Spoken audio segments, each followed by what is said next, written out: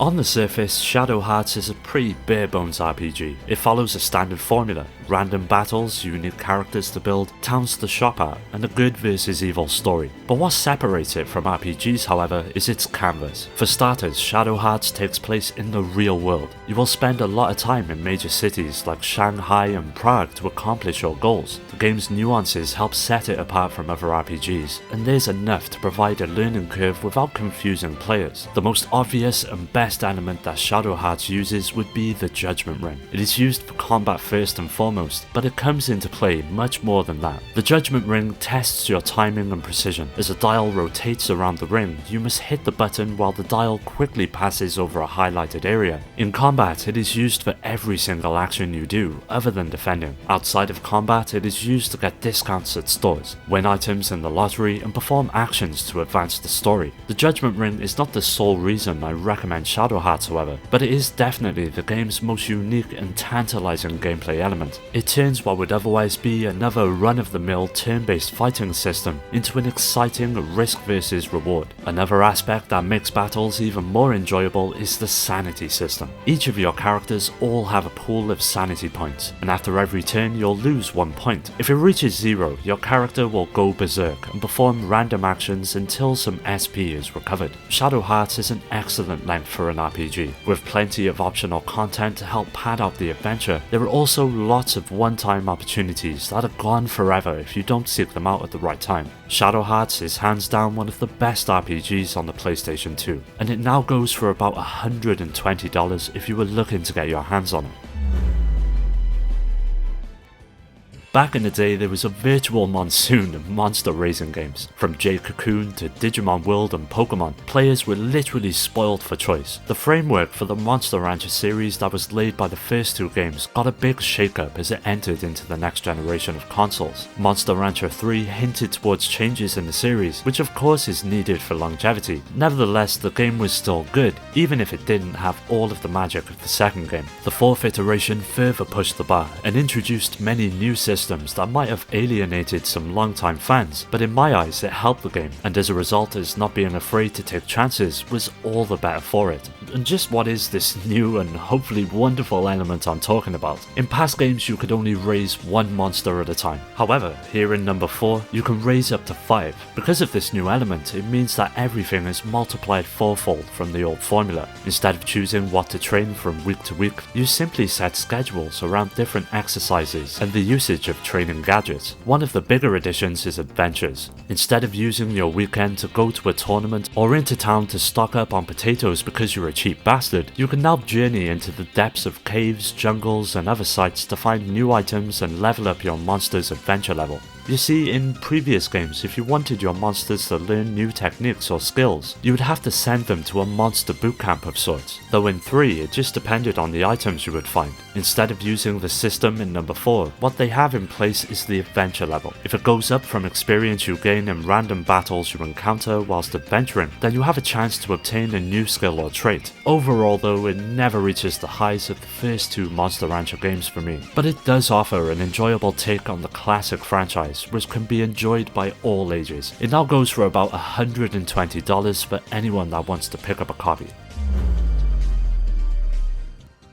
Tsuganai Atonement is perhaps the most overlooked PlayStation 2 RPG, with a release that received very little fanfare as well as mixed reviews. It's an RPG that if you mention it to most other gamers, they will most likely give you a confused look. That being said, the battle system is quite nice. The focal point of it is the blocking system. You have 4 different types of blocks: regular, counter-attack, evade, and strage. Each block corresponds to a button on the controller, and you have to press it at the right time as the enemy is attacking to be effective. For the evade block, you also have to have your strage gauge filled up to a certain percentage, which builds up as you attack and block. Your timing doesn't have to be too precise. However, for a counter-attack, you have to follow the monster's movements closely and press it just at the right time. None of this is that hard. With some practice, it will probably come easily to you. The final point about the gameplay is the magic and summon system. To get magic, you can either buy it or refine it at the magic store. In the game, you will find different colored magic stones from which you can refine magic, but to use it, it, you need amulets to place them in. If you manage to fill up an amulet, you will unlock a summon. And these summons work kind of like uncontrollable party members in battle. They each have 2 attacks that take up your MP, and they will stay with you until you remove them or replace them with another summon, which can be a big help, especially in boss battles. Overall, the gameplay is refreshingly fun, and I never really found myself bored in battle. To be honest, it is pretty linear, especially as there are only a certain number of quests that you can do in one day, but the variety of them all is refreshing, with unique objectives that make it all the more enjoyable. Admittedly, it won't be for everyone, but if you're a long-time fan of the genre, it is well worth giving a go. Just expect to pay upwards of $120.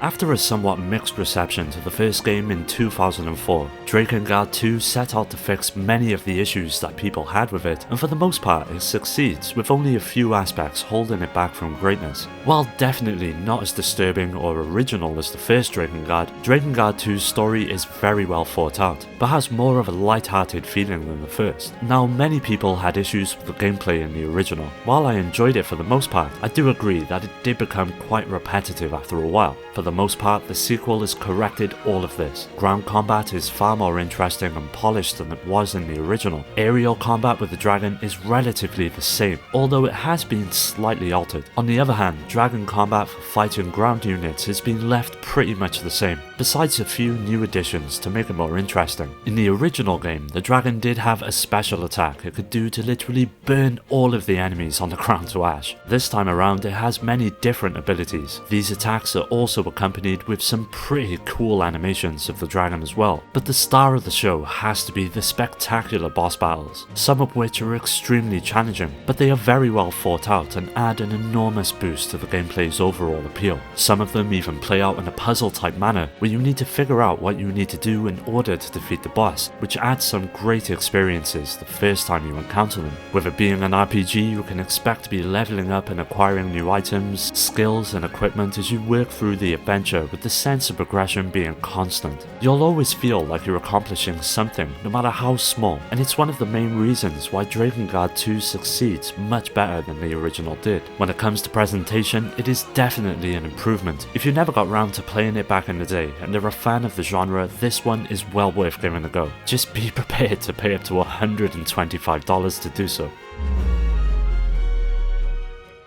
Wild Arms began life on the PlayStation 1 and soon went on to spawn a bunch of sequels that further established it as one of the better RPG series out there. The 5th installment once again takes place in the world of Filgaia, and as with each entry, the characters wield retro futuristic weapons called arms. However, Wild Arms 5 goes several steps further. First, it borrows and heavily refines the hexagonal grid-based system that was first introduced in number 4, and second, you'll see cameos of various characters from the previous games as you wander throughout Filgaia. Now, gameplay is largely split up into 3 separate sections. You've got the town section, which sees you walking around the several hub villages and conversing with NPCs, the field section, which consists of exploring the large overworld map, and finally, there are the several dungeon sections of gameplay, and this is where you'll be fighting most of your battles, finding most of your loot, as well as the several puzzle and platforming aspects that comprise the gameplay. As I mentioned before, the combat takes place on a hexagonal grid of 7 tiles, just like it did in Wild Arms 4. Often you'll find yourself in battlefields of different makeup, which adds a lot more variety to the gameplay experience than you might think.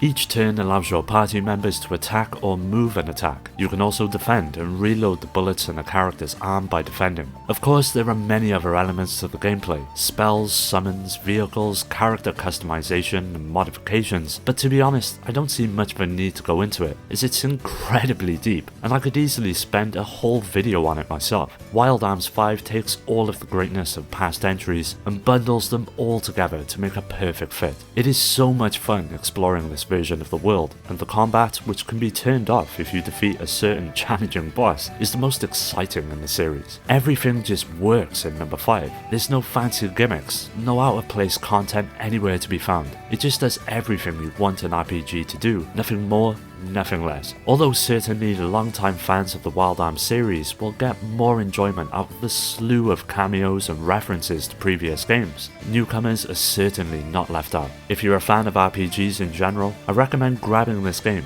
but it'll likely set you back around $150 to do so. Steambot Chronicles is a rather unique RPG that comes from Irem and introduces players to the city of Nephroburg. Sure, it does open like nearly every other RPG out there and sees you controlling the character of Vanilla, who just so happens to conveniently have a nasty bout of amnesia. But what makes the experience different is the insane amount of freedom you're given to truly be your own person within the world. You can be greedy, sarcastic, or perhaps a gentleman or a selfless hero. Tell that pretty girl that if she wants an escort home, she's gonna have to pay. Or you could offer a right back out of the kindness of your own heart. The world is your oyster as you learn your origins and the story of your friends. At the center of the journey is the reliance upon gigantic robots known as Trotmobiles. These vehicles form the core of just about everything you'll be doing in the game, from simple traversal to the challenging but rewarding battles. They are usually made up of 2 arms, 2 legs, a grille, and of course a body. The best thing about them is that they can be fully customized with parts you find in the world. From blades, shields, rocket launchers, to spider fucking legs. There's an insane amount of variety, which brings many different opportunities to the table whilst playing through the adventure.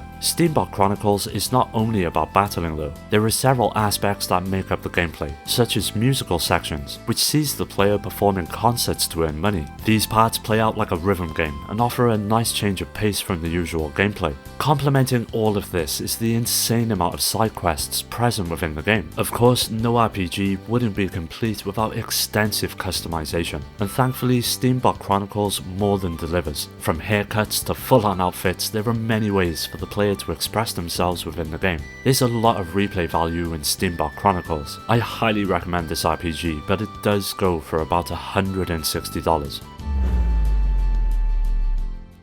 After the somewhat muted success of the 4th installment, all eyes were on Suikoden 5 to return this series to its previous glory. It all picks up 5 years after the events of the first game, and focuses on the life of the Felenian prince, finding himself in the middle of a political struggle between various families of the land. This time around, the characters are extremely diverse and developed. Even some of the minor characters get their time to shine, which really helps add to the world building and narrative as a whole. When it comes to gameplay, longtime fans will know what to expect. There are 3 types of battle: regular, army, and duel. Regular is basically your typical turn-based battle. Army is a wide-scale battle, and duel is obviously one-on-one. This time though, Suikoden 5 has refined the gameplay a bit. For starters, the 6-man party is back. They also added formations to the battle system. The formations can change your character's stats during battle and add an extra layer of depth to the systems. The army battles are a lot like real-time strategy games. Everything flows in real time, both on land and sea. You must be cautious in every move you make, which could have the potential to overwhelm you if you're not familiar with real-time strategy, but it all soon becomes second nature the more that you stick with it. Finally, the duel battle is a lot like rock, papers and scissors. You must predict the opponent's actions while in a time constraint. As with the previous games, monsters are randomly encountered, with the annoyingly high encounter rate returning from Suikoden 4. This makes short trips to the next town tiring and borderline annoying, and it doesn't help that a loading screen pops up after every single battle. The loading isn't long at all, but the frequency of these loading screens can unnerve even the most patient of players. Overall, while not as good as the early entries in the franchise, Suikoden 5 was a return to form, even if it did swing a few misses. If you're looking to grab it today, it now goes for about $160.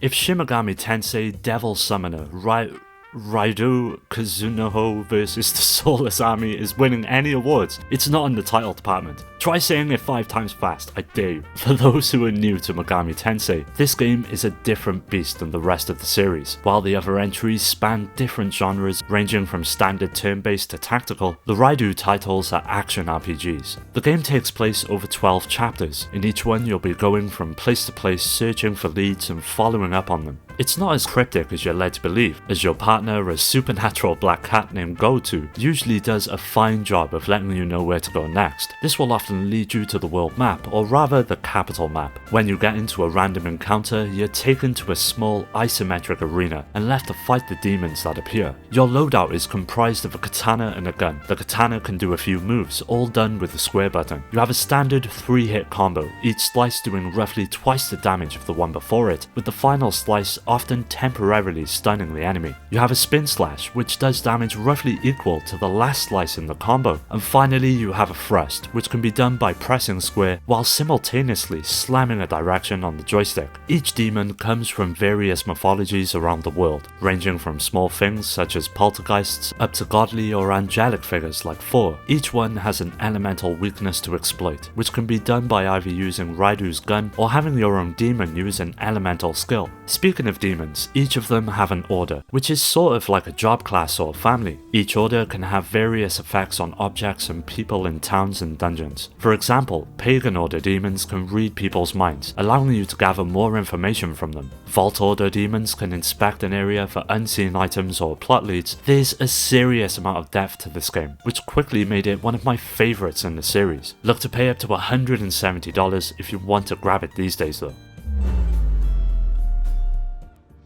The Xenosaga series had somewhat of a tough run. The original never managed to hit the mark with the general gaming audience and failed to meet the lofty sale goals originally anticipated. This is where Xenosaga 3 stepped in and found itself in a rather awkward position. Not only did it have to atone for the errors made in the previous two adventures, but also had to conclude the narrative. Despite the somewhat uphill battle, Xenosaga 3 manages to provide a solid conclusion to the trilogy by improving on nearly every aspect of the game. This time around, it mainly focuses on the character of Xion. As with most RPGs, Xenosaga Episode 3 sees you travelling the world with a band of like-minded heroes as you progress and ultimately forge an unstoppable team of allies. You get to choose one of two paths that allow you to focus your character on support or attacking, for example. Now, the battle system is turn-based in nature and presented by two separate modes. Firstly, you've got the random encounters that are a standard take on the system, and then secondly, ES battles that share similar aspects with the random encounters, but instead take advantage of the huge mechs that occupy the world. This is where Xenosaga 3 really comes into its own and provides some of the most cinematic and stylish combat you'll see on the system. Just like the characters, the mechs can be fully customized as well through the use of new circuits and parts that grant them a wide array of abilities throughout the adventure. There is no denying that Xenosaga probably still conveys one of the best takes on sci-fi. The visuals are sleek and streamlined, with sharp textures and vivid colours making up the space. The characters themselves are very unique, and although some of the outfits might look a bit strange, each of them are rendered beautifully. Maybe if the series had started out this engrossing, interest in the franchise wouldn't have seemingly vanished after the first entry was released. As a result, and as with most RPGs, the price has shot up and is now going for up to $210.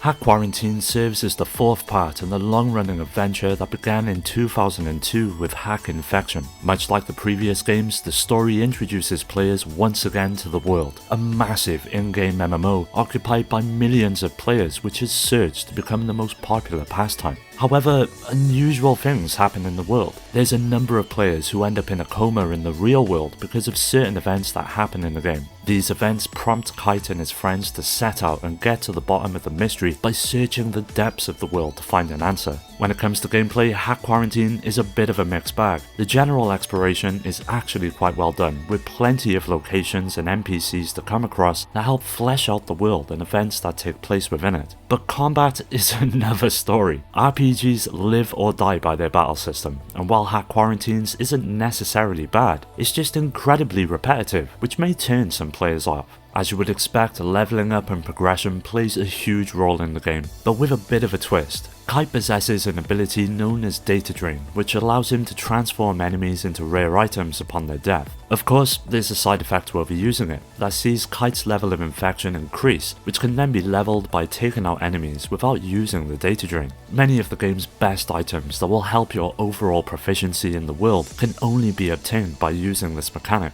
so it becomes essential to weigh up the pros and cons of each situation, depending on what you could possibly receive. Now, visually, Hack Quarantine isn't that much of a looker, but the fantastic art direction really pays off, with plenty of unique biomes, all brimming with character that helps each one feel like a unique space. By no means is Hack Quarantine the best RPG on the PlayStation 2, but as an ending, it sets out what it plans to do and does it confidently. If you're lucky enough to own this one in your collection, you could be sitting on up to $320. Well, that does it for today's video. Keep an eye out for part 2, as that will be coming up very soon, so don't forget to hit subscribe and tickle that bell. You can follow me on all of the socials to stay up to date on future videos, as well as join our growing community on Discord and meet many like-minded gamers to continue the conversation with. I'd like to give a special shout out to our Patreon supporters Rhino, Skilljim, Nano, Steve, Richard, Amy, Daniel, NSG Reviews, Quinn and Paddy J for their continued support that helps make these videos possible. If you're interested in joining my Discord or supporting the channel through Patreon to gain access to exclusive videos and giveaways for as little as $1 per month, you'll find the links in the description.